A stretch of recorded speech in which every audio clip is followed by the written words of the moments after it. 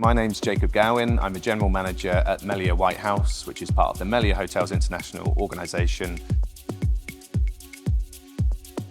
So with anything, I think balance is key. So when you're at university, you're obviously gaining a lot of skills and fundamental knowledge that are key and critical to your future success. It might not be immediately obvious, but it will come through in the end. So it's important to value that knowledge and take it and to retain it as best as possible. Equally, with hospitality, it's incredibly important to gain real-world experience because our core are people. And you don't get that necessarily from sitting within a classroom. You get the other skills such as financial understanding or P&L analysis, revenue management, strategy, devising. But the main element of our industry is people, whether that be the colleagues that you work with or the guests that you serve. And if you can be an effective communicator, gain empathy, listen actively, you're going to be very successful in your role. So it's combining those two skills through placements and seeing actually that the passion that you believe you have is genuine, is real, putting yourself outside your comfort zone and seeing those rewards come back in your experience and the knowledge that you get. I think like most who end up working in hospitality, it's kind of an accident. You kind of just start one day. I started in a pot wash in a little cafe in my hometown. So I went in at 14 years old and started washing dishes. And I just had a bit of a passion for it. I think what I actually had was a passion for working and for being busy and feeling like I was part of something in that environment. And it just continued to grow for me. I was starting off in pot wash, but by the age of 15, I was running the Sunday roasts in the kitchen, doing 50, 60 covers and really enjoying it. The buzz, the feel, the environment, the heat. And when I went to college, I sat down with a lecturer before I started and he said, do you want to be front or back of house? And I had no idea really. I wanted to be a chef, but he sort of opened my mind to being front of house. And that's where I sort of lent into and just really enjoyed it. And I think the amazing thing about hospitality is that you can segue into 100 different areas. I've got a reservations manager at my hotel now that's interested in revenue. So we're starting to upskill her, starting to expose her to that. She hasn't been to university to get a degree in revenue management. She's got her degree and there'll be elements of that feed into it.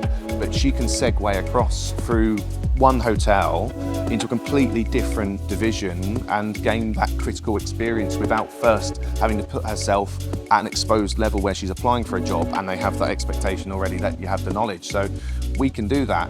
In my role as a general manager, my career was always through food and beverage, so I was a specialist in food and beverage. As a general manager, you're a generalist, so you have to be able to collate knowledge and information and utilize specialists to develop the business, whether that's finance or revenue or sales. You've got to be able to engage with those people, and that's a really exciting thing to do because no 2 days are the same. Then you throw the guests in the mix.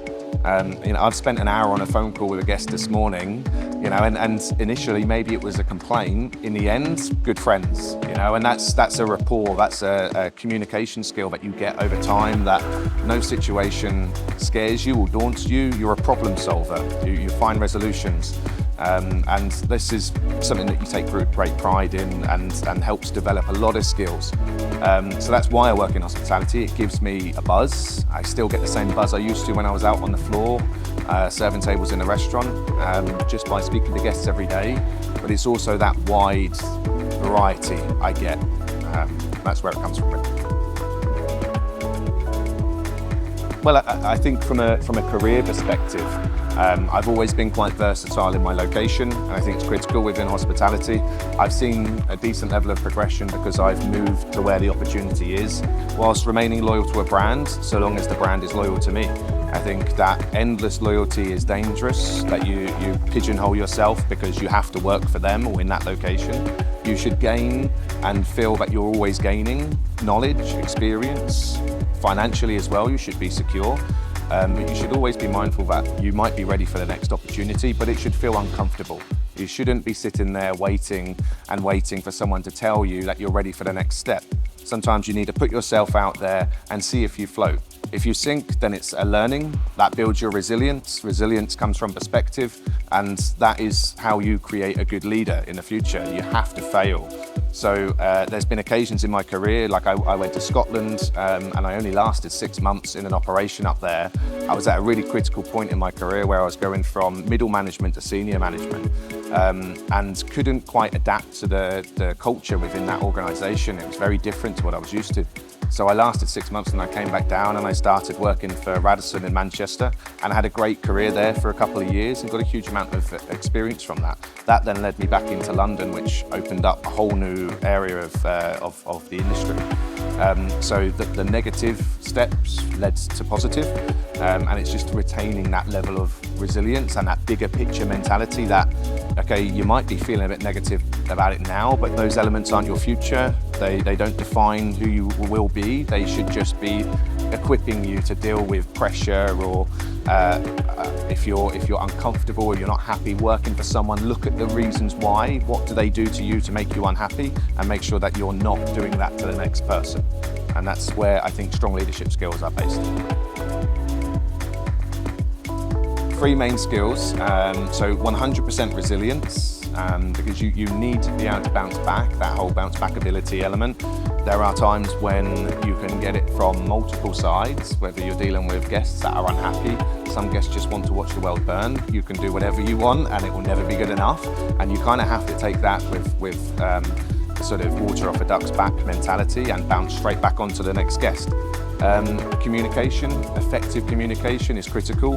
Those interpersonal skills are not necessarily always something that you can learn in a classroom. It comes from witnessing other people in action and seeing how they are adapting and changing their style of communication to fit the person they're talking to. And that's how you become then effective. So you've got resilience, you've got communication, it's then about drive. And drive for me is different for everyone. Drive could be to support your family in a comfortable way and provide a good life. It could be your ambition to get to the top of whatever industry you're working in. And to maintain that as an ever-giving presence in your mind should then facilitate you with resilience, with communication, to be able to get to where you want to go, whatever that looks like. And that's really 3 core principles for me. So I'll be talking about AI and technology in hospitality industry, which is a really prevalent feature and subject within all industries right now. It comes in 2 parts for me. AI is either effective or a gimmick, and it's for us to understand the difference between the two. We're force-fed a lot of potential technology information that will benefit the guest experience or the employee experience, and you can throw 10 things at a wall and maybe one will stick, and it's important to recognise when one does. So for us, we've looked at things that will genuinely impact our employee experience. One of the biggest stress levers for employees and anyone is finance and how they deal with their money. So having something like WageStream that will effectively allow employees to access their wages before the end of the month to just get them over the line if they're tight, that's good technology.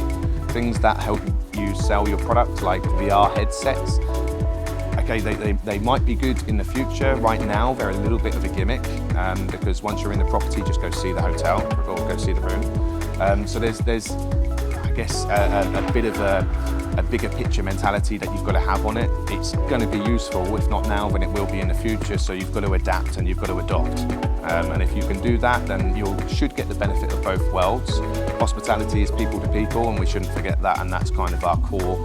So whatever technology should only make that process more efficient and allow us more time to spend with the guest.